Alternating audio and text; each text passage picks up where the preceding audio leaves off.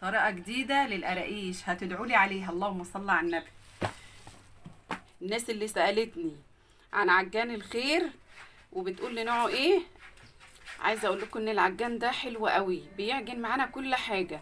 يعني ممكن تعملي فيه قراقيش، تعملي فيه كحك، تعملي فيه بسكوت، تعملي فيه الزبده اللي هي البلدي، زبده الفلاحه او زبده جاموسه او زبده بقري، تضربها في قلبها. عايزه اقول لك بجد يعني حلو قوي للناس اللي بتسأل عليه، بجد والله العظيم دراع اليمين في الشغل.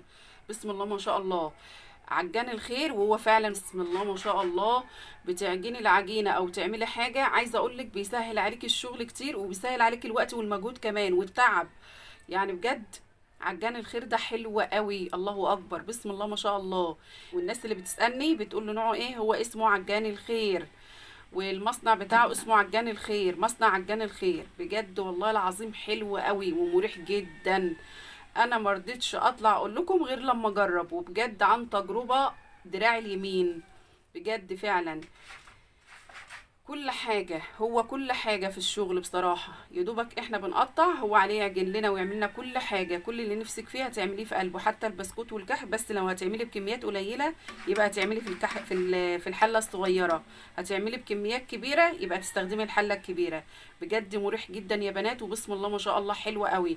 الناس بقى اللي بتجهز وعارفة ان هي تخش في فلاحين، او عارفة ان هي تتجوز في فلاحين، وعارفين الشغل عندهم كتير، تستخدم العجان ده. بجد حلو قوي، لانهم بيعجنوا وبيعملوا كل حاجه عندهم، ما بيشتروش حاجه من بره، هم الفلاحين كده. فبجد هاتي العجان ده في جهازك، حلو قوي والله العظيم. عجان الخير فعلا هو وش الخير. ايه ده طرت ده ولا ايه يا اولاد؟ اللهم صل على النبي. نعمل بقى طريقه الرول، برضو سهله جدا. الناس اللي اول مره تعمل بالطريقه دي.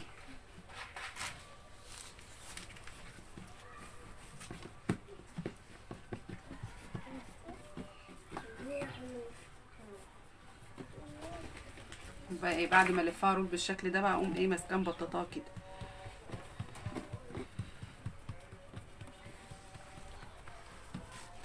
اهو بايدك كده، لا نشابه ولا حاجه.